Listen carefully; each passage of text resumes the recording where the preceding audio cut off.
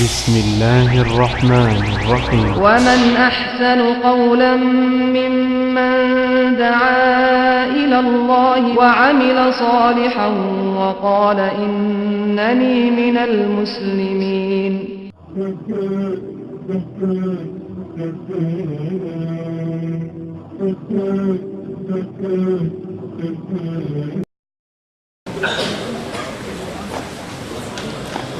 Bismillahirrahmanirrahim. Assalamualaikum warahmatullahi wabarakatuh.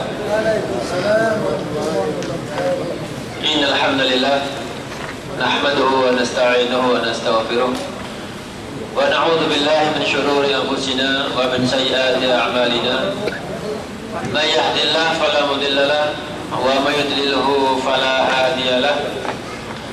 Asyhadu an la ilaha illallah wahdahu la syarika lah wa asyhadu anna Muhammadan abduhu wa rasuluh. Allahumma shalli ala Muhammad wa ala ali Muhammad kama shallaita ala Ibrahim wa ala ali Ibrahim fil alamin innaka Hamidum Majid. Para jamaah yang dimuliakan Allah Subhanahu wa taala, alhamdulillah pada pagi hari ini kita semuanya masih mendapatkan kucuran nikmat, rahmat, hidayah dari Allah Subhanahu wa taala, sehingga di pagi hari ini kita semua dimudahkan oleh Allah Subhanahu wa taala untuk melangkahkan kedua kaki kita ke tempat ini dalam rangka untuk tafaqquh fiddin, untuk belajar agama. Mudah-mudahan dengannya segala amal ibadah kita akan terlandasi dengan ilmu yang benar. Mudah-mudahan dengannya amal kita yang masih belum sempurna bisa disempurnakan, dan dengannya mudah-mudahan amal yang sudah sempurna bisa kita pertahankan. Salawat serta salam semoga tetap terlimpah kepada Nabi kita Muhammad SAW, juga para keluarganya, sahabatnya yang telah mendakwahkan, telah mengajar manusia, telah menyebarkan, membawa risalah Islamiyah ini sehingga Islam bisa sampai ke seluruh penjuru dunia, dan dengannya insyaallah Islam akan menjadi rahmatan lil alamin. Bapak sekalian, sebelum kita teruskan kajian, yaitu pembahasan seputar kiat sukses berdakwah, bagi teman-teman yang belum mendapatkan bukunya bisa minta kepada pengurus, tetapi yang kemarin sudah minta dan sekarang tidak dibawa ya jangan minta lagi ya, karena kelihatannya banyak yang tidak membawa ini. Hilang apa dijual ini? Taruh lemari, Ustaz. Kemarin sudah kita sampaikan bahwa modul ini atau fotokopian ini akan kita kaji dalam 2 pertemuan. Maka kemarin pengurus kurang lebih mau fotokopi kurang lebih 80 eksemplar dan ternyata kurang, kemudian ditambah lagi 30 eksemplar. Harapannya semoga semua hadirin peserta mendapatkannya. Silakan yang belum mendapatkan bisa menghubungi pengurus Pak Iqbal atau Pak Marwan. Sekalian, pada pertemuan yang pertama kemarin sudah kita bahas seputar pengertian dakwah, kemudian apa tugas utama para rasul, kemudian begitu butuhnya umat ini terhadap dakwah, kemudian juga kemarin juga setelah kita bahas tentang keutamaan atau kemuliaan orang-orang yang mau berjalan atau orang-orang yang mau mendakwahkan atau menjadi juru dakwah ini. Mudah-mudahan semuanya masih menempel dalam benak kita, apalagi pengurus kita divisi situs alhamdulillah telah dipostingkan, plus juga kalau misalnya tidak sempat melek tidak sempat mendengarkan bisa juga dibaca, karena dari bagian visi situs kita, Masya Allah ya, mereka juga dirangkum, kemudian juga dipostingkan. Selain melihat gambar juga kita melihat atau bisa baca makalahnya. Mudah-mudahan juhudnya teman-teman yang telah memposting pengajian kita ini, mudah-mudahan Allah Subhanahu wa taala membalasnya dengan balasan yang istighfar. Kemudian tak lupa kami sekalian perlu kita sampaikan, teman-teman yang baru ini ahlan wa sahlan. Ini kelihatan juga banyak muka-muka baru, meskipun juga banyak muka lama yang hilang ya. Muka lama hilang atau kemana, mudah-mudahan sudah lulus atau mungkin exit ya, karena kan kita di sini kerja. Meskipun semangat belajarnya kayak apa ngaji dengan kita, kalau misalnya majikannya memulangkan ya kita nggak bisa mempertahankan ya. Iya, teruskan. Namun alhamdulillah niat, karena ini ada kelihatan banyak wajah-wajah baru sekalian, maka kita ucapkan ahlan wa sahlan, selamat bergabung dengan pengajian kita ini. Insya Allah semua materi yang kita sampaikan, kita tidak ta'assub kepada kelompok tertentu, melainkan insya Allah kita bermanhaj berdasarkan Al-Quran dengan as-sunnah sebagaimana dipahami oleh para salafun as-soleh. Ini pengajian kita, dari kita, untuk kita. Jadi hidup suksesnya pengajian kita ini ya kitalah semua yang bertanggung jawab. Maka apabila ada yang punya ide, saran yang membangun, tidak usah sungkan malu, langsung saja ngomong atau kepada panitia atau pengurus ya. Jadi ini bukan miliknya 1-2 orang atau kelompok tertentu, tidak, namun miliknya kita bersama. Bapak sekalian, berikutnya kita teruskan kajian kita.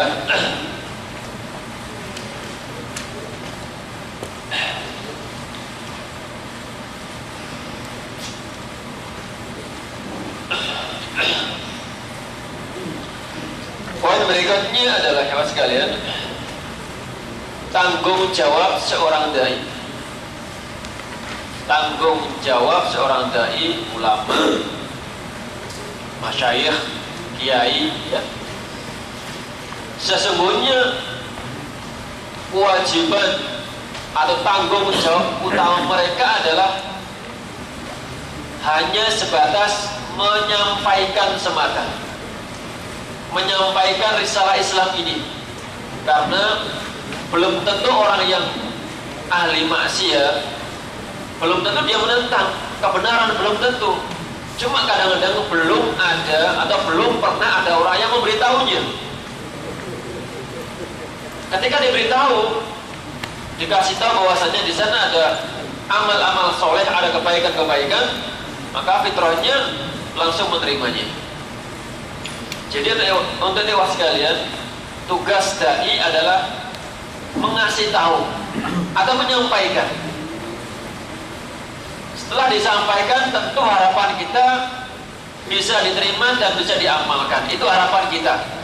Namun kita tidak ditarget bahwa setiap yang kita sampaikan, yang kita serukan, itu harus diterima.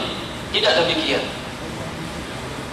Maka daripada itu Allah Subhanahu wa taala pun mengingatkan kepada Nabi kita, wa ma 'alaikal balagh. Muhammad, kamu itu hanya sebatas penyeru saja, menyampaikan saja. Kasih tahu, sampaikan, jelaskan kepada umat tentang risalah Islam ini. Sudah selesai. Wa inna 'alaina al-hisab. Kalau mereka mengikuti, menyambut seruanmu, maka tentu akan kami hisab dengan kebaikan. Sebaliknya apabila mereka menolak, maka sebaliknya hisab, azab itu akan menjadi hak mereka. Nah, biasanya was sekalian, kadang-kadang kita itu, jangankan kita, Nabi pun juga seperti itu, mengharapkan semua orang bisa mengikuti kita. Namun ternyata tidak demikian. Sudah menjadi fitrah, setiap ada orang menyeru kepada kebaikan, pasti juga ada orang yang menyeru kepada keburukan atau penentangnya. Itu sudah menjadi fitrah. Nah, kadang-kadang karena begitu semangatnya para duat, para dai, begitu semangatnya, pokoknya harus diikuti, pokoknya harus ikut kita. Padahal tidak demikian. Makanya kata Subhanahu wa ta'ala, wa ma 'ala rasul illal balaghul mubin. Tidaklah kewajiban para rasul itu kecuali hanya sebatas menyampaikan semata. Masalah dia ikut atau tidak itu sudah menjadi wewenang Allah Subhanahu wa ta'ala. Sekuat apapun tenaga, pemikiran kita curahkan supaya orang itu mendapatkan hidayah, kalau Allah belum mentakdirkannya mengikuti kita atau mengikuti hidayah tersebut, tidak bakalan dia akan ikut. Makanya peristiwa ketika Abu Thalib sakit kemudian meninggal itu kan saudaranya termasuk Nabi kita Muhammad ada di sebelahnya kan. Nabi kita Muhammad berusaha sekuat tenaga bagaimana pamannya ini meninggal dalam kondisi Islam. Karena apa, kasihan, satu-satunya keluarganya yaitu Abu Thalib ini lah yang menjadi backing dakwah beliau. Bahkan dikatakan seandainya tidak ada beliau, tidak ada pamannya ini, nggak tahu apakah dakwah beliau ini sukses. Bukan masalah sukses ya, segampang itu ya. Jadi mungkin kalau ada orang yang masuk Islam dari kalangan lemah, dengan mudah orang-orang kafir Quraisy akan menghalang-halanginya. Tetapi apabila yang berbicara Rasulullah, meskipun orang-orang Quraisy tidak suka, tapi minimal ada yang dipandang di belakangnya. Siapa itu? Pamannya, yaitu Abu Thalib. Demikian pula ketika beliau diusir, pamannya termasuk yang mengikutinya meskipun tidak masuk Islam. Maka begitu besar perjuangan pamannya, kasihan kan? Masa sudah capek membantu, harta benda, siang malam tenaganya, masa mati dalam kondisi. Maka Rasulullah pun berusaha sekuat tenaga bagaimana dia meninggal dalam kondisi Islam. Namun para penyeru kesesatan pun juga tidak tinggal diam, keluarganya yang lain. Setiap Rasul mengatakan, ucapkan wahai pamanku kalimat la ilaha illallah, maka sebelahnya pun juga ngomong, wahai Abu Thalib, apakah kamu akan meninggalkan ajaran nenek moyang kita? Di sini perang antara iblis dengan iman kan. Tapi qadar Allah menghendaki lain, menghendaki makhluknya ini mati dalam kondisi tidak Islam. Makanya kemudian turun, innaka la tahdi man ahbabta walakinallaha yahdi man yasha. Muhammad, innaka la tahdi man ahbabta. Sekali-kali engkau tidak bisa mengasih hidayah kepada orang yang kamu cintai sekalipun. Karena apa? Hidayah itu ada di tangan Allah Subhanahu wa ta'ala. Maka di sini ulama kemudian membagi hidayah menjadi dua, yang namanya hidayah taufik dan hidayah irsyad. Hidayah irsyad itu adalah semacam ajakan bimbingan dari sang manusia semata. Misalnya menunjukkan, di sana ada pengajian, itu namanya irsyad, menunjukkan hidayah kan. Tetapi kata-kata atau amal ini dua kemungkinan, diikuti orang atau tidak. Yang kedua, hidayah taufik. Taufik itu dari Allah Subhanahu wa ta'ala, dan pasti siapapun orangnya, sebanyak apapun kemaksiatan yang pernah dia kerjakan, kalau Allah Subhanahu wa ta'ala sudah mengasihnya taufik, maka dengan mudah dia akan masuk Islam. Hidayah taufik. Kita lihat orang yang telah membunuh 99 orang. Ini kalau bahasa kita, kayaknya orang itu gak ada nilainya. Kemudian Da'tur, kemudian siapa lagi itu? Suraqah ya. Kemudian juga sahabat yang dulunya kayak misalnya Khalid bin Walid, kemudian juga Umar bin Khattab dan sebagainya, Abu Sufyan ya. Itu kan kalau ingat dulunya, wah kayaknya sudah gak mungkin dimaafkan. Tapi dengan kehendak Allah Subhanahu wa ta'ala, kalau menghendaki mudah sekali kan ngasih pula hidayah, sudah langsung masuk Islam.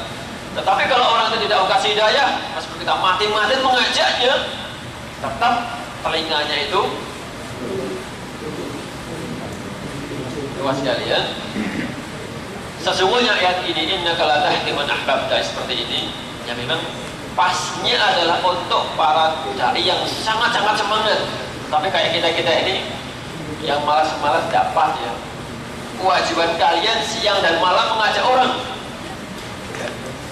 Karena berbeda kan, ada dai yang himmahnya luar biasa dan ada dai yang himmahnya lemah. Baik. Saya simpulkan teman sekalian bahwa tanggung jawab dai itu adalah sebatas yang menyampaikan saja. Masalah hasil itu urusan Allah Subhanahu wa Ta'ala. Namun perlu dicatat, hasil itu juga sebagai cerminan kesungguhan kita. Yang sungguh-sungguh saja belum tentu berhasil, apalagi yang ngajaknya dengan cara santai-santai. Ya. Jadi kesungguhan kita akan dilihat dari hasil.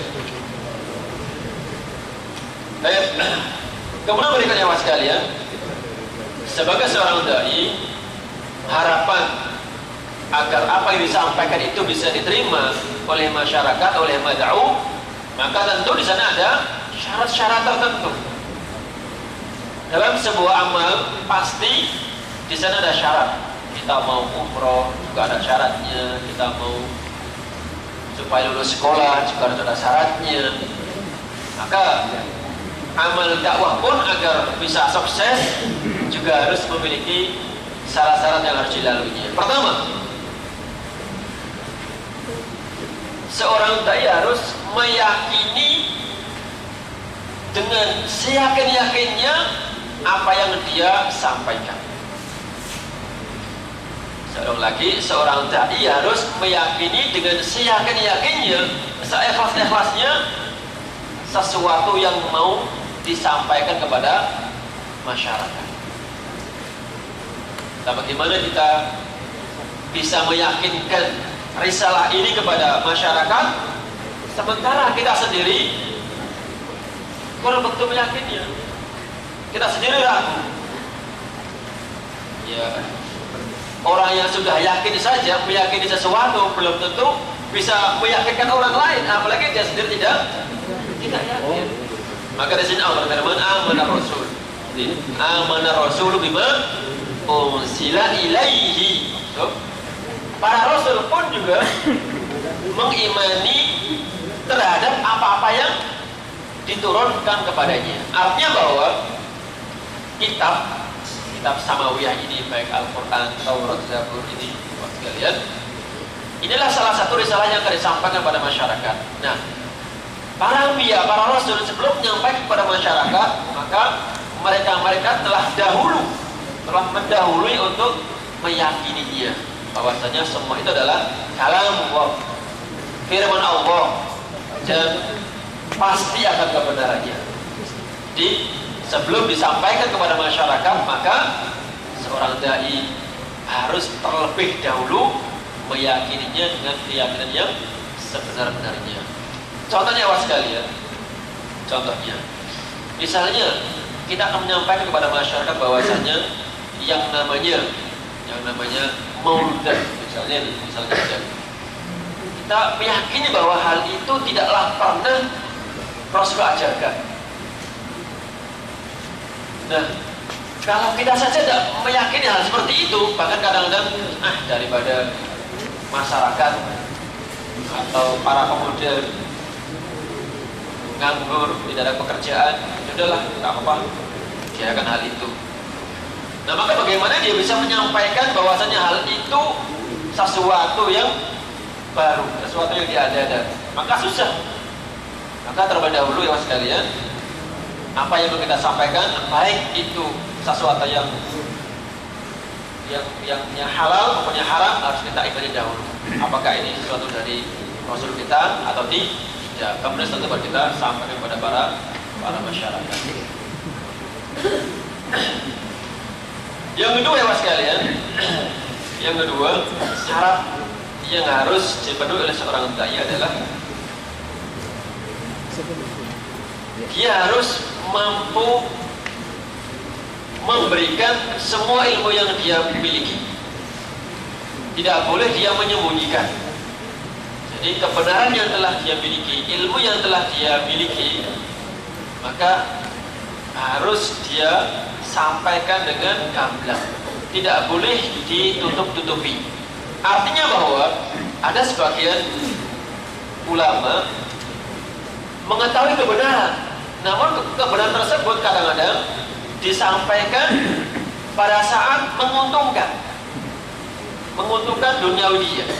Tetapi suatu ketika kadang-kadang kebenaran ini dia putar-putar atau dia selewengkan atau dia sembunyikan, karena kalau disampaikan dengan apa adanya, dikhawatirkan akan mengurangi kehidupan duniawi dia.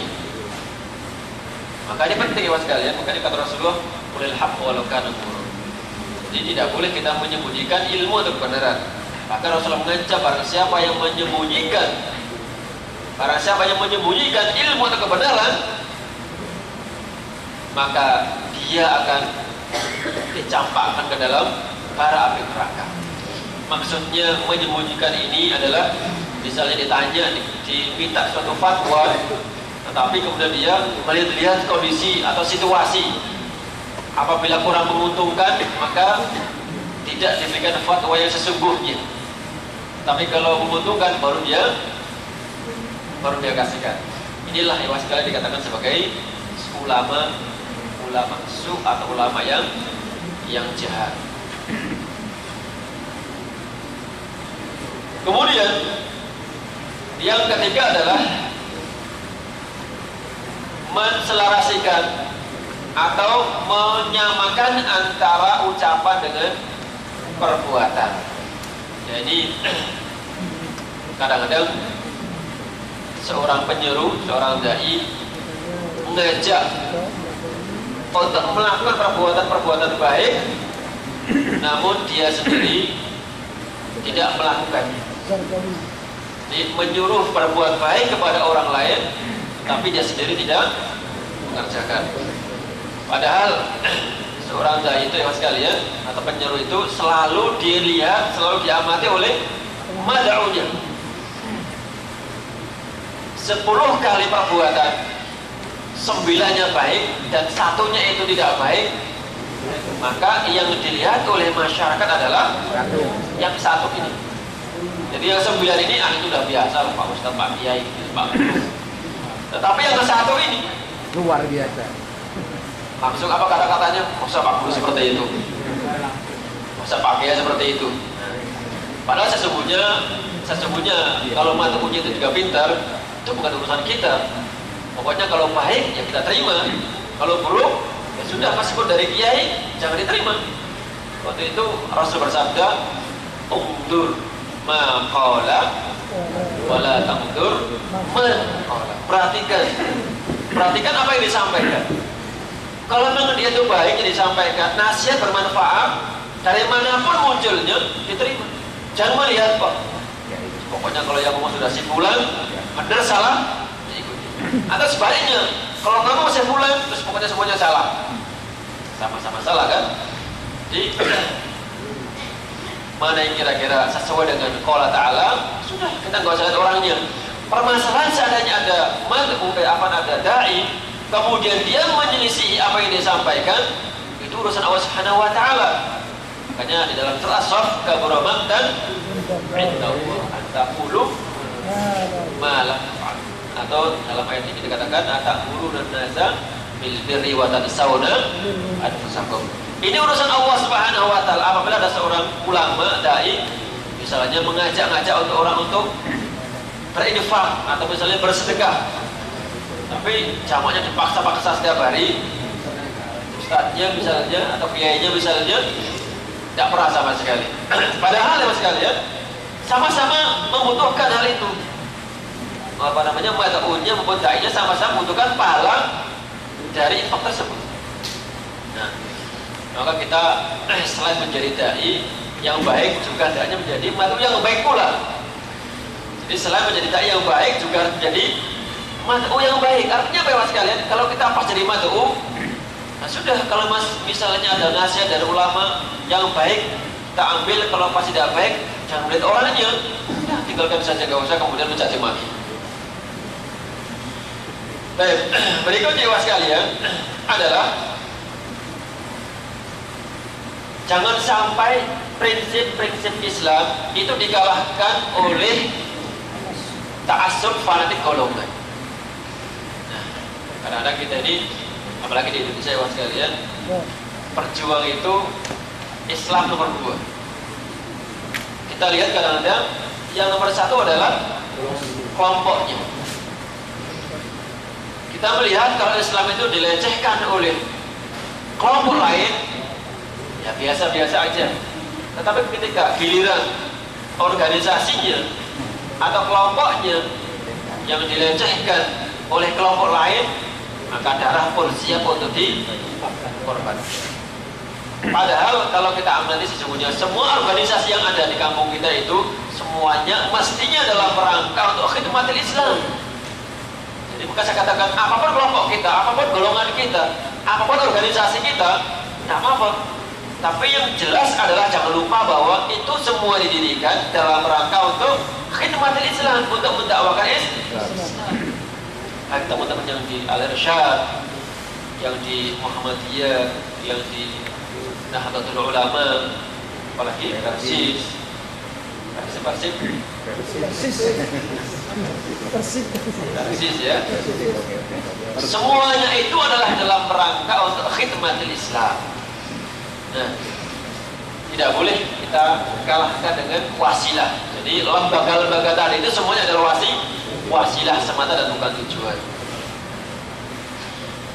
Kemudian berikutnya Mas sekalian, nomor 5 adalah perlu dipahami,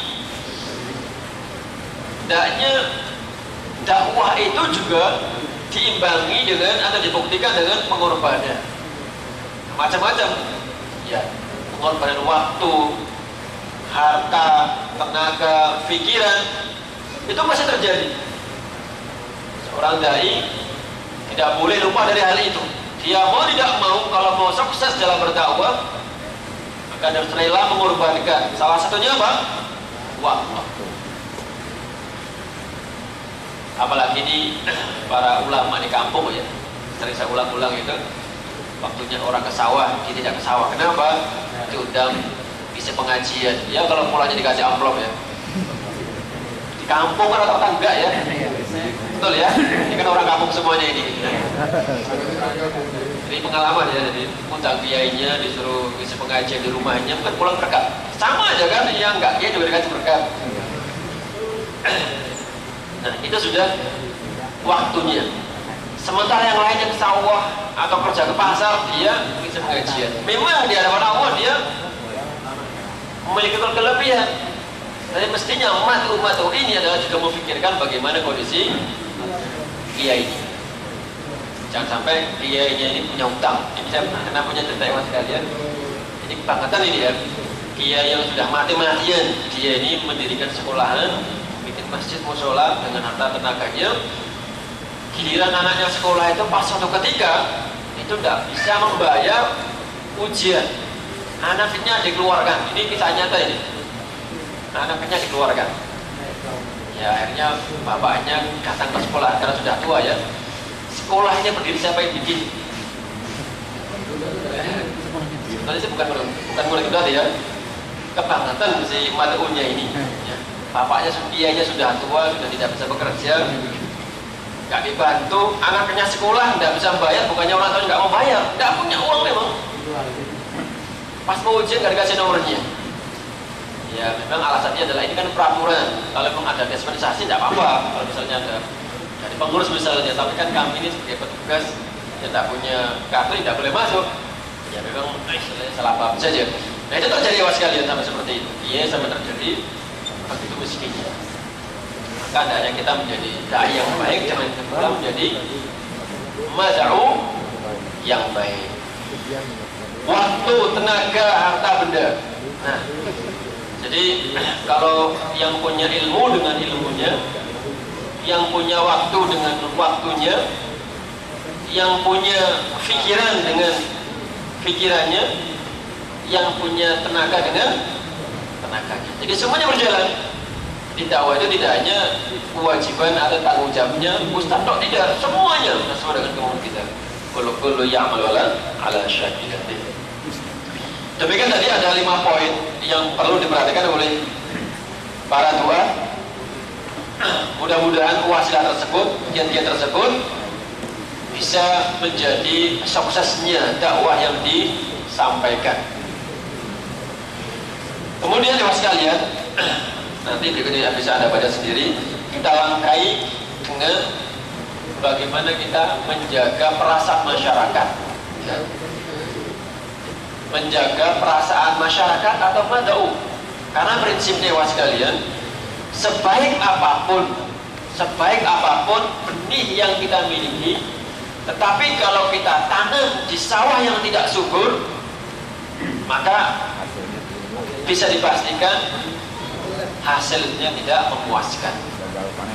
Demikian pula risalatul Islam, semuanya sepakat Islam adalah termasuk dinullah, agama Allah yang wajib kita dakwahkan. Kita yakin akan kebenarannya. Namun demikian kebenaran ini kalau kita sampaikan dengan cara acak-acakan, belum tentu dengan mudah diterima oleh masyarakat.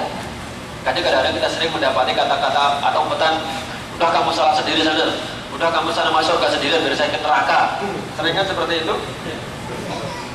Nah, silakan kamu ambil sendiri surga kamu, saya tak sama teman-teman saya di sini neraka. Sering seperti itu. Kenapa ya sekalian? Boleh jadi yang mengajar ini terlalu semangat. Misalnya ini ada satu kamar bekerja ini, satu suka tilawah, satu suka apa satu? Suka dangdutan. Memang bagi teman-teman yang sudah terbiasa Quran ini, terus suatu ketika dengar musik itu terganggu kan? Risih rasanya itu. Bagaimana sikap kita? Nah, karena memang kondisinya rumah bukan hak kita pribadi. Kamarnya majikan, dari kita dikasih bareng-bareng. Ya, sebisa mungkin kita sampaikan. Silahkan kalau suka itu dengarkan sendiri pakai apa namanya? iPhone. Jadi itu ada. Tapi sebaiknya ya bagus, alangkah baiknya kalau dengar Al-Quran. Kalau tidak mau ya kalau itu didengarkan sendiri. Itu kan minimal dia tidak marah kan? Tapi kemudian kalau kita langsung ujuk-ujuk marah, terus Quran kita kerasin, dia juga akhirnya apa? Kerasin. Akhirnya apa? Saingan kan satu kamar. Kira-kira yang mana-mana akhirnya? Setan sama malaikat. Seperti itu. Jadi kebaikan apapun kalau cara menyampaikannya kurang bijaksana, maka tidak bisa diterima dengan baik. Maka Allah berfirman, ud'u ila sabili rabbika bil hikmati wal mau'izati al hasanati wajadilhum billati hiya ahsan. Jadi teman sekalian, sesungguhnya cara ini meskipun ada kiat-kiat, tetapi setiap orang itu punya cara sendiri-sendiri. Jadi setiap orang itu punya kiat yang dia ketahui. Oh, saya punya dengan cara seperti ini, cara seperti ini. Jadi setiap orang berusaha mencari triknya masing-masing. Tidak harus sama. Yang penting bagaimana tujuan itu tercapai. Baik. Kiat yang pertama, perhatikan. Kiat yang pertama. Sebelum kita menyampaikan risalah ini, kiat yang pertama perhatikan. Kita harus memperhatikan kondisi masyarakat atau kondisi kejiwaan seseorang. Karena orang itu, ya kita juga kadang-kadang suatu saat yang mengalami kondisi yang bahagia, tentram. Demikian pula suatu ketika dia mengalami masalah, hatinya tergoncang. Jadi ada dua kondisi kejiwaan seseorang. Pertama, kondisinya dalam kondisi adem, ayem. Yang kedua, hatinya apa? Panas. Maka kondisi yang pertama ya sekalian, biasanya itu adalah mudah menerima nasihat. Pas orang itu adem ayem, pas baik, kondisinya enak, majikannya baik, kerjanya baik, mobilnya lancar. Itu kalau kita ajak ngomong itu nyambung. Tapi giliran gajinya digantung, bahkan dipotong, mobilnya susah, tiap hari dimaki-maki majikan. Hati-hati kalau antum ngomong dengan orang seperti itu. Adanya apa? Muka merenggut, cemberut. Maka bagaimana cara kita mendakwahinya? Perhatikan dulu apa kesukaan dia. Ya sudah, misalnya kayak kafe, kasihlah dia bakso sama dua ketiga, ya kan? Kita ke rumahnya, nggak usah masalah dakwah, nggak usah masalah pengajian, nggak usah masalah jauh-jauh itu, nggak usah. Kasihlah dia bakso. Dia kan mulai tersenyum dia. Dia cerita bagaimana kabarnya, bagaimana di kampungnya. Minggu depan kasih lagi bakso. Begitu kan? Lama-kelamaan apa? Artinya baksonya habis ya. Lama-kelamaan kita mampu mengambil hati. Ini salah satu contoh saja ya mas sekalian. Salah satu contoh saja. Kadang-kadang boleh jadi itu Anda lebih tahu daripada saya. Jadi kadang contohnya begini mas sekalian. Terus terang di sini mungkin kalau dihitung saya mungkin seingat saya belum pernah, atau mungkin 1-2 orang saja yang berhasil saya ajak ngaji ke sini nih. Tapi mungkin ada di sini nih yang mungkin sudah puluhan orang diajak sama dia. Jadi, tanpa saya sebut namanya, orang tersebut, masya Allah, dengan mudahnya dia mengajak orang, mengambilnya, menyampainya ke sini. Berarti kalau kita hitung itu berarti si Madawi ini, si Fulan itu lebih berhasil daripada ustadznya kan? Saya mungkin cuma 2-3 orang yang saja ke sini. Itu pun setelah sekian tahun, Anda masih ingat ya orang sudah tidak ada itu. Saya ketemu sama saya ajak ngaji katanya, iya, nggak pernah datang. Setelah hampir mungkin 3-4 tahun, baru ya kan? Padahal mungkin antum bisa sekali ketemu dengan boyo, dengan gaya antum, dengan kondisi antum seperti itu, langsung dikasih tahu ada pengajian misalnya, ada ketemu masjid misalnya. Kesimpulannya bahwa ya mas sekalian, berdakwah itu wajib memperhatikan perasaan atau kondisi si madu itu. Kita paham ya? Kalau orang sudah benci sama kita, nggak usah ngomong masalah dakwah. Kalau orang kita punya teman sudah nggak suka sama kita, jangan didakwai terus, jangan omongan Qala ta'ala, qala rasul, tidak perlu itu. Tapi anggap senyum saja. Sekarang dari dakwah bil qaul menjadi dakwah bil hal. Dari ngomong menjadi apa? Senyum. Dari ngomong menjadi assalamualaikum. Cukup seperti itu aja. Kalau dia misalnya mobilnya mogok, kita bantu dorong, orang senang sekali itu. Begitu kan? Coba Rasulullah bagaimana ketika kita mau ke masjid sama si Yahudi ini diapain? Diludahi. Oh si Fulan, apa-apa. Terus seperti itu. Sampai suatu ketika, kok nggak ada orang yang dari saya. Ternyata dia sakit. Maka sang beliau ditengoklah. Si Yahudi ini was kalian dengan dakwah bilhal, dengan sikap saja, maka dia mengatakan, saya yang masya Allah orang yang selalu menyakitinya, namun dia yang pertama kali menjengukku ketika saya sakit. Maka saksikan pada hari ini saya akan masuk Islam, asyhadu an la ilaha illallah. Jadi sangat penting kita memperhatikan kondisi si mad'u ini untuk semuanya saja. Kemudian yang sekali kedua, yang kedua adalah juga kita harus memperhatikan tradisi masyarakat. Memperhatikan, kita mempelajari kondisi masyarakat itu penting. Bukan berarti kita mengikut. Misalnya nih ya, di suatu kampung kita sudah memiliki tradisi dari zaman dahulu dari nenek moyang mereka. Yang namanya selesai sholat itu udah biasa, langsung sama kiainya, sama imamnya itu diajak zikir bersama-sama, pokoknya lah, ya itu sudah biasa. Ya kita akui bahwasanya hal itu adalah bukan termasuk yang Rasulullah ajarkan. Tidak pernah Rasulullah anjurkan seperti itu. Kita akui. Namun ya sekalian, setelah kita mengetahui kondisi tersebut, jangan kemudian buru-buru Anda berbicara masalah itu, tetapi berbicara masalah yang lain yang lebih aham. Apa itu? Ternyata mereka juga masih mempercayai dengan kuburan. Ya.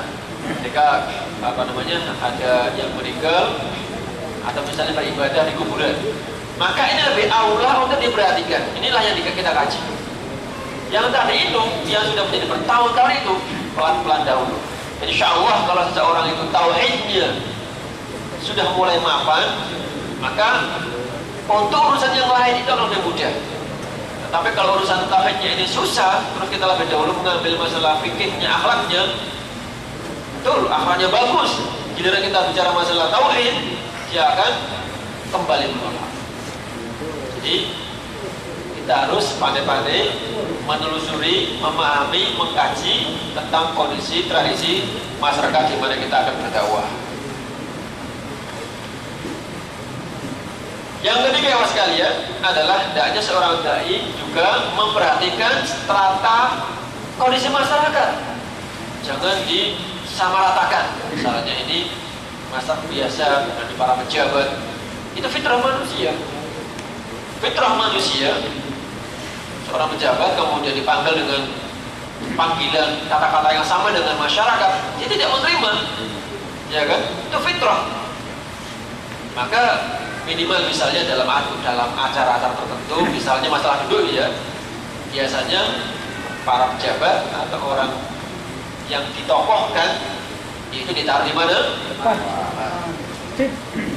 Orang biasa di mana?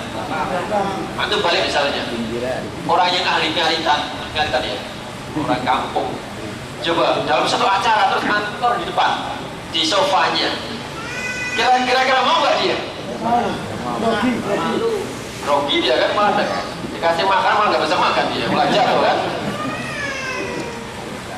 Sebaliknya orang misalnya kepala desanya, pak kecamatan misalnya, terus memang karena datanya terlambat, terus pak di sini aja karena datanya terlambat. Jangan dia mau duduk, tetapi mungkin besok nggak datang lagi diundang. Nah, perlu juga seorang dai itu perhatikan kondisi status masyarakat. Apakah dia orang biasa atau orang yang berpendidikan atau yang punya jabatan? Itu penting. Meskipun juga sesungguhnya di hadapan Allah Subhanahu wa taala semuanya sama, tapi ini kiat-kiat saja, ya. Di hadapan Allah semuanya sama. Inna akramakum 'indallahi atqakum. Perhatikan coba bagaimana ketika Allah mengutus Nabi Musa alaihissalam kepada Fir'aun. Berbeda. Idhaba ila fir'auna innahu tagha. Jelas kata Allah innahu tagha. Namun demikian, apa faqula lahu qaulan layyina. Dia seorang presiden, raja, maka dakwailah dengan cara yang lemah lembut. Tentu berbeda dengan orang-orang biasa.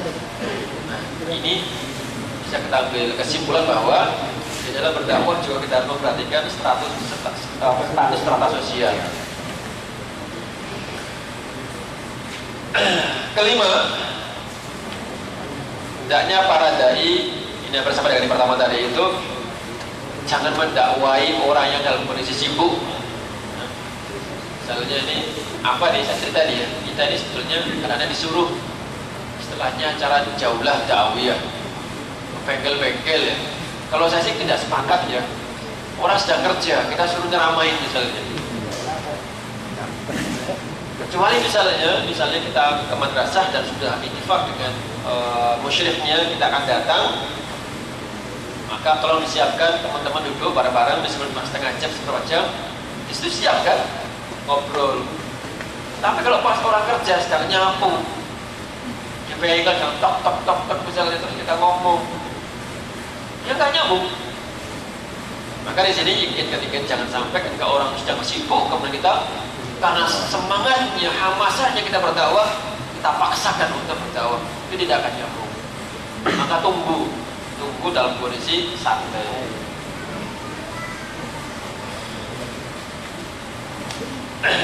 Keenam, seorang dai dituntut untuk menggunakan metode cara penyampaian yang beraneka ragam dalam arti supaya orang tidak bosan. Artinya dalam berdakwah, misalnya bisa dengan pengajian seperti ini, misalnya dengan cara membagi majalah, dengan cara silaturahim, termasuk dengan cara olahraga, itu semuanya sarana untuk menyampaikan risalah kita. Maka niat penting. Jadi Jadi misalnya kita main bola bukan hanya kita main-main tok saja, bukan. Kita punya risalah, kita punya tujuan. Apa itu? Kita silaturahim kepada orang lain yang memang tabiatnya, lingkungannya seperti itu. Jadi tidak harus dakwah itu lihat pengajian, tidak. Dengan cara apapun, yang jelas tidak melanggar syar'i dan itu bisa menyampaikan risalah kita kepada mereka. Yang ketujuh sekalian, dai dituntut untuk memanfaatkan kesempatan. Di mana ada kesempatan, segera kita sampaikan. Artinya pandai-pandailah dai itu mencari peluang. Misalnya contoh sekalian, umroh itu kan kesempatan emas ya, kesempatan emas umroh itu. Karena bagi yang santai, tidak mikir majikan, ada waktu 2-3 hari ini, maka ini sebagai seorang dai harus betul-betul dimanfaatkan untuk kajian Islam. Pikiran sedang agak santai. Sebagaimana dulu Nabi Yusuf alaihissalam ketika di penjara, maka ada 2 orang teman satu penjara kan, dimanfaatkan. Jadi tiap hari ketemu, tiap hari bareng-bareng di penjara. Sudah dimanfaat, kesempatan emas daripada ngelamun mikirin kapan dikeluarkan, kapan dibebaskan, malah bikin stres. Maka seperti itu beri manfaat untuk menyampaikan risalah Islam ini.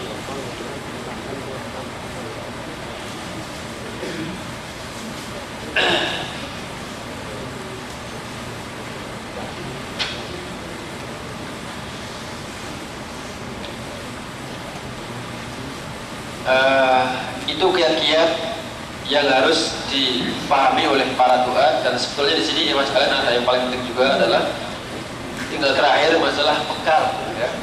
Tadi kita sudah sampaikan ada syarat, kemudian ada kiat-kiat, dan sekarang tinggal poin terakhir adalah masalah bekal seorang dai. Jadi dai itu agar sukses dalam berdakwahnya ya tidak sekedar modal dengkul.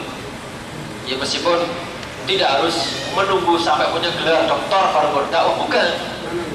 Ya, karena Rasul mengatakan balligh wa'ni walau ayah. Namun agar dakwah kita ini bisa sukses, maka di sana ada bekal-bekal yang mesti kita bawa. Misalnya orang haji tanpa bekal pun juga nyampe kan, tapi dia akan nyampainya dengan sengsara. Dia akan sampai ke Mekah, ke Arafah dengan cara apa? Sengsara kan? Nyampe juga. Demikian pula dakwah, misalnya bekal ini atau ini bekal, ya mungkin nyampe juga risalah ini, bukan dengan cara tadi itu diganggu atau mendapatkan tantangan-rintangan yang luar biasa. Maka dengan memiliki bekal yang baik, harapannya adalah mudah-mudahan dakwah ini bisa berjalan dengan lancar. Jadi nampaknya ini harus sekali lagi ketemu lagi. Siap ya? Siap. Baik. Sudah demikian kajian seputar kiat sukses berdakwah, mudah-mudahan manfaatnya. Sekarang tinggal soal jawabnya. Insya Allah kita teruskan nanti satu pertemuan lagi ya. Silakan Pak Ansori. Bismillahirrahmanirrahim. Pertanyaan pertama, bagaimana sebaiknya sikap yang harus dilakukan seseorang ustadz atau dai yang dicemooh atau dicela masyarakat karena anaknya tidak baik, tukang maksiat misalnya, sementara dia sendiri merasa lebih berhak dalam berdakwah, khususnya di masjid tempat tinggalnya.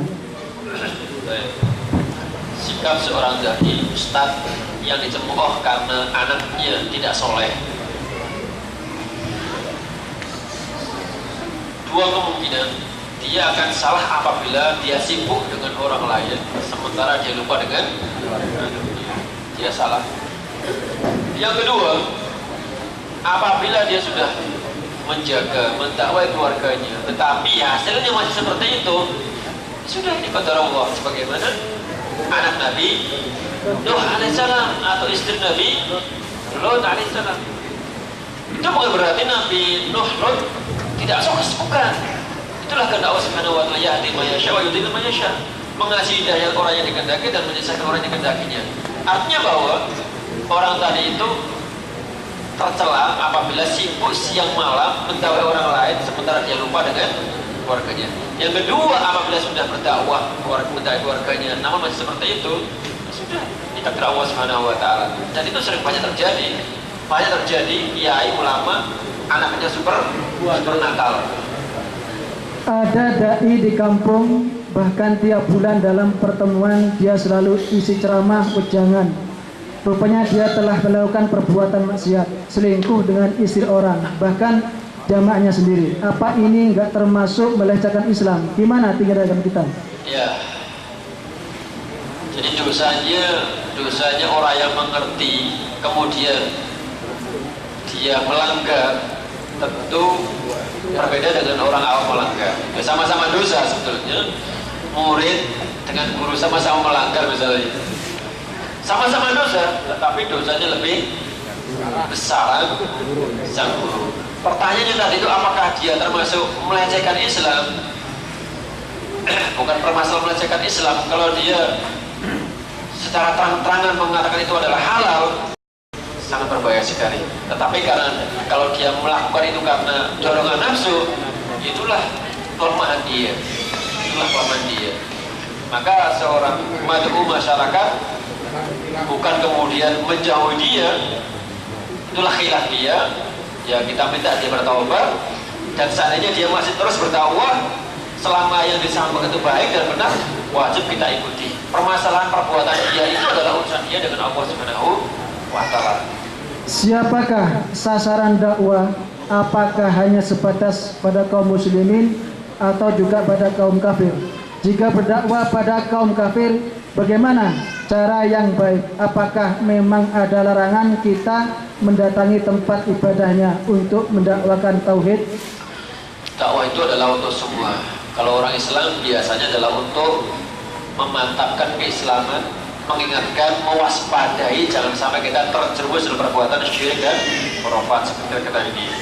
Yang kedua, dakwah kepada anak muslim adalah menjelaskan tentang keislaman ini agar mereka tahu Islam. Sebagaimana Rasulullah mengutus para sahabatnya ke negara-negara kafir, kan? Untuk apa? Agar mereka tahu.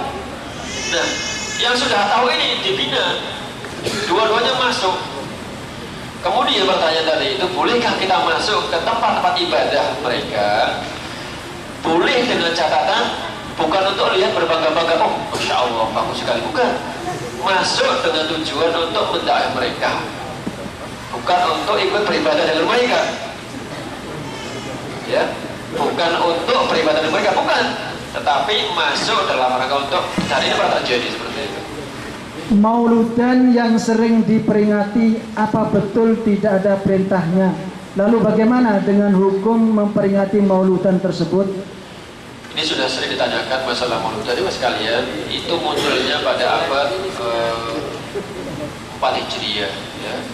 Dan sesungguhnya ini adalah muncul karena mereka, orang-orang ini, Daulah Fatimiyah ini melihat orang-orang Nasara mengadakan peringatan Maulud Isa Al-Masih. Kenapa kita tidak, gitu lah ya.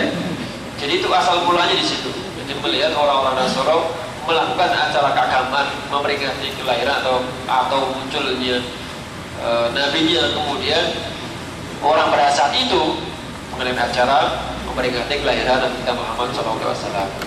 Hukumnya bagaimana ya sekalian? Hukumnya adalah tidak dianjurkan. Rasulullah tidak pernah menganjurkan untuk memperingatinya.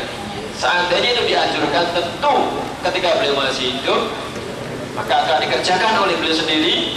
Demikian pula para sahabat, orang yang sangat-sangat mencintai kebenaran, pasti akan yang pertama kali mengamalkannya. Apa perbedaan dan persamaan dai dan mad'u? Oh gitu ya. Jadi tadi saya ngomong dai, mad'u ini masih bingung ya. Dai itu ismun fa'ilnya, pelakunya. Da'a itu undangan, ajakan. Mereka katakan da'a da'u ya. Da'a itu adalah undangan, ajakan. Orang yang mengajak namanya da'i, qail. Nah, orang yang diajak namanya mad'u. Orang yang diajak atau umat atau masyarakat. Bagaimana yang tausiah dengan waktu yang ditentukan Misalkan 1 minggu, 40 hari, 3 bulan, dan lain-lain. Apakah ini termasuk dai yang benar? Waktu dakwahnya ditentukan. Waktu dakwahnya ditentukan seminggu sekali, kemudian sedangkan terus-menerus harus berdakwah gitu. Baik. Tergantung situasi. Pernah salah seorang sahabat itu bisa mengaji di setiap minggu. Kemudian para jamaahnya protes. Kalau nggak salah itu Ibnu Mas'ud ya. Kenapa kok cuma setiap minggu? Kamu nggak setiap hari gitu loh? Apa kata Ibnu Mas'ud? Tahu ustaznya ini mengatakan, saya takut kamu tuh bosen. Saya takut kamu bosen. Saya siap-siap saja. Sampai takut nanti ada bosan. Nah, kembali masalah itu, bolehkah seorang ustadz itu menjadwal seminggu, sebulan gitu ya? Itu kan kiat-kiat saja. Kalau niatnya dia malas, sesungguhnya dia punya kesempatan, jamaahnya mau dan dia sibuk dalam pekerjaannya, ya berbeda. Tapi kalau hanya khutbah karena melihat kondisi masyarakat, para tani, para nelayan, kalau tiap minggu disuruh ngaji, malah bubar misalnya, maka ini bagian daripada kiat-kiat untuk menjaga masyarakat. Hadis yang mengatakan di akhir zaman umatku bakal terbagi menjadi 73 golongan. Pertanyaannya, yang dimaksud umatku ini yang mana? Dan bagaimana hubungannya dengan surat Saba ayat 28 yang artinya, dan kami tidak mengutus kamu melainkan kepada umat manusia seluruhnya sebagai pembawa berita gembira dan sebagai pemberi peringatan, tetapi kebanyakan manusia tidak mengetahuinya. Hadis sataftariku hadil umma ila thalatha, dan kemudian wasaftariku wasataftariku ummat ila thalatha wa sab'ina firqa. Itu maksudnya adalah umat Nabi kita Muhammad sallallahu alaihi wasallam. Nah, Nabi kita Muhammad diutus dari beliau, diutus pada umat dari mulai beliau hidup sampai akhir kiamat ini. Semua itu adalah umat Nabi Muhammad sallallahu alaihi wasallam, meskipun kita nggak pernah melihatnya. Zaman dahulu ya umat kaum yang tertentu, kaumnya Nabi Musa, Isa dan lain sebagainya. Jadi umat Muhammad adalah kita ini. Pertanyaan ini mungkin kemarin ditanyakan juga ini. Bagaimana kalau ada seorang dai yang tujuannya hanya mencari kekayaan dalam dakwanya, contohnya sampai pesan tarif misalnya 50.000 atau 20.000? Itu jelas diharamkan ya, ulama mengharamkan. Bahkan ya sekalian, barang siapa yang belajar agama untuk mencari dunia, maka Allah akan membinasakannya. Aku ingin jadi dai, akan tetapi ilmuku pas-pasan. Tolong solusinya. Solusinya pertama, jangan borosan mengaji. Pertama, solusi terus bergabung dengan pengajian dimanapun kita berada. Yang kedua, tambahi dengan bekal sendiri, beli buku, dibaca setiap saat. Jadi kalau punya keinginan harus dibuktikan dengan perbuatan yang lain. Di rumah kita sudah ada buku belum? Beli buku-buku kaset-kaset. Tidak nunggu dari ustadznya, dibaca dan dibaca. Yang kurang paham didiskusikan. Insya Allah orang seperti itu dalam jangka misalnya 2-3 bulan akan punya kelebihan dibandingkan yang lainnya yang cuma seminggu sekali dan nguping gitu ya. Terlambat lagi ya. Ini koreksi dari muslimat tadi. Yang dimaksud tadi bukan tausiah, zaulah, maksudnya pergi berdakwah keluar daerah 1 minggu, atau nama yang disebut di Indonesia itu khurut jamaah tabligh. Jadi mas kalian, ya itu sesuatu yang sudah ma'ruf di kalangan kita ya, yang menganjurkan untuk khurut keluar 3 berapa lagi? 3 hari, kemudian 30, kemudian sekian hari. Ya itu sering kita dengar.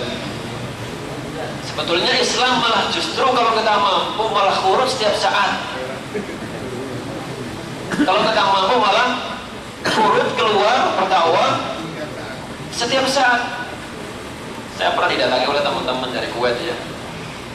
Setelah ngobrol lama ditanya, sudah pernah khurut belum? Oh, saya setiap hari khurut saya. Bukan, maksudnya itu yang begini, yang bagaimana, yang begini.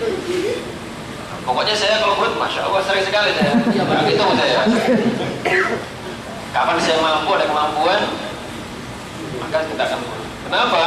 Kita tidak boleh urut kemudian sampai meninggalkan kewajiban kita yang lain. Jangan sampai keluarga berantakan, ya kan? Jangan sampai kita kepingin pahala yang lain, kemudian kita malah dapat dosa yang lain, keluarga berantakan dan lain sebagainya. Artinya bahwa amalan-amalan seperti itu sekalian itu tidak dipaksakan. Mau keluar sehari, 2 hari, yang kita dengar adalah kenapa harus cuma 3, 40. Kenapa enggak 1 hari, kenapa enggak 5 hari, kenapa enggak 20 hari, gitu kan ya. Nah itulah yang menjadi permasalahan. Menjadi permasalahan kenapa harus ditentukan waktu sekian hari saja.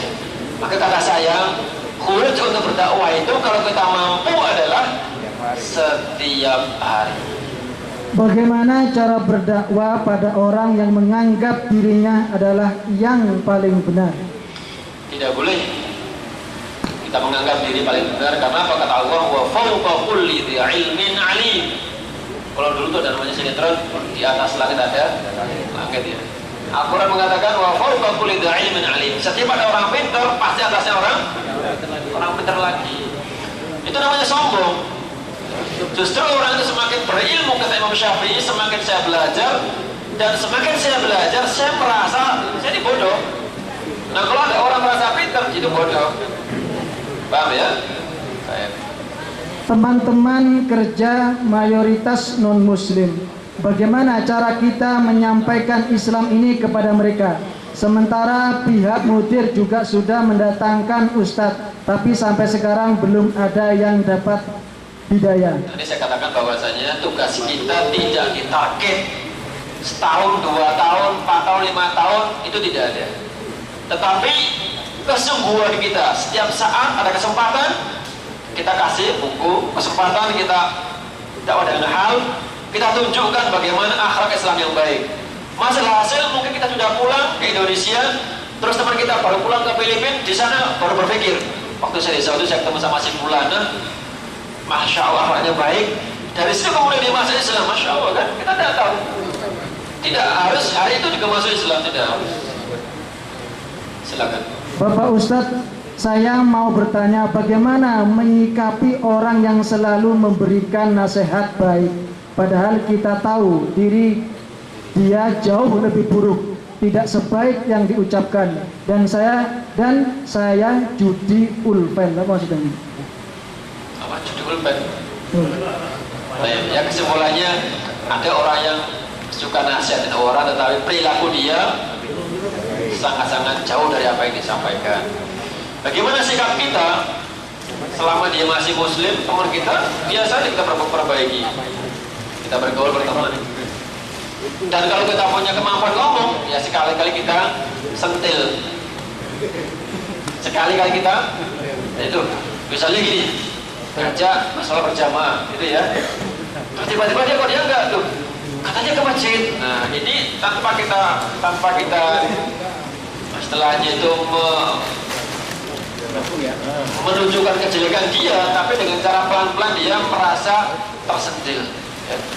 Jadi dengan cara yang kita paham, yang kita tahu, supaya dia menyadari apa yang dia sampaikan ternyata tidak sesuai dengan apa yang dia ucapkan, apa yang dikerjakan dia. Pertanyaan terakhir, promo dari muslimat ini, bagaimana kiat-kiat mendapatkan jodoh yang soleh?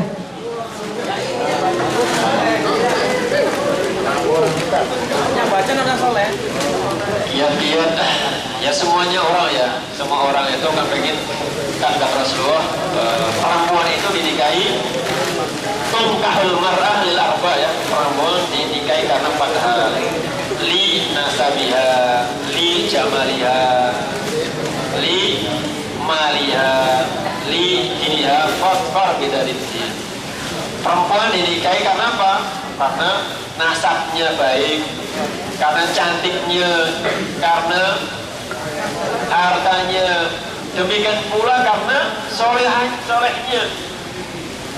Maka beruntunglah apabila orang itu yang mengutamakan akhlaknya. Mudah-mudahan yang ketiga ini adalah nyusul. Tapi ingat ya sekali, kadang-kadang kita ini terlalu idealisme. Kita saja nggak seperti itu. keinginan Kita nggak seperti itu. Tapi maunya yang seperti itu. kalau kita mendapatkan ada orang yang seperti itu, nggak mau sama kita. Karena kita nggak seperti itu. Maka bagaimana kiat-kiat kita akan mendapatkan sebagaimana kita harapkan? Maka jadilah orang yang baik. Karena kata Allah Subhanahu Wa Taala, perempuan yang buruk akan mendapatkan suami yang buruk. Perempuan yang baik akan mendapatkan suami yang baik. Itu tidak jelas. Maka kalau misalnya ada suami istri, itu kacanya. Perhatikan, suami istri itu adalah kaca, saling mengaca. Kalau Anda melihat istri kamu seperti itu, itulah kamu. Gitu ya, secara umum ya. Kalau suaminya seperti itu, ya itulah istrinya. Ya mudah-mudahan dengan kita menjadikan diri kita baik, mudah-mudahan keluarga kita, istri kita ikut menjadi keluarga yang baik. Terima kasih. Demikian kajian biar sukses berdakwah, mudah-mudahan ada manfaatnya dan khususnya bagi saya sendiri dan para jamaah sekalian. Dan insya Allah kita akan teruskan satu pertemuan lagi, bukan minggu depan, bukan, tetapi minggu berikutnya. Insya Allah minggu depan ini ada tamu teman-teman PPMI itu apa PPMI? PPMI Persatuan Pelajar dan Mahasiswa Indonesia pengen mengadakan pelatihan tentang tata cara pembagian ahli waris. Insya Allah minggu depan di sini dan kita menjadi tamunya. Mereka menjadi tuan rumah. Maka saya mohon besok kalau tidak ada halang rintang ya sekalian, ya datangnya ke Al-Badri gitu ya. Yang biasanya datang jam 10:30, 11 ya usahakan jam 9. Tapi mereka biasanya minta jam 8. Oh, kan Mereka mintanya jam 8 mulai. Saya ulang lagi, minggu depan acaranya adalah kajian tentang tata cara pembagian ahli waris yang akan disampaikan oleh teman-teman dari mahasiswa. Maka kita semuanya menjadi tamu dan saya mohon semuanya datang tepat waktu, jangan sampai terlambat. Untuk susunan acaranya Ustaz, dia susunan acaranya. Nanti teknis akan menyusul, mereka akan datang ke kita, akan kita bicarakan, nanti akan kita kasih masukan. Nanti hasilnya apa kita sampaikan kepada para pengurus, gitu ya. Demikian yang kula matur suwun. Assalamualaikum warahmatullahi wabarakatuh. Waalaikumsalam.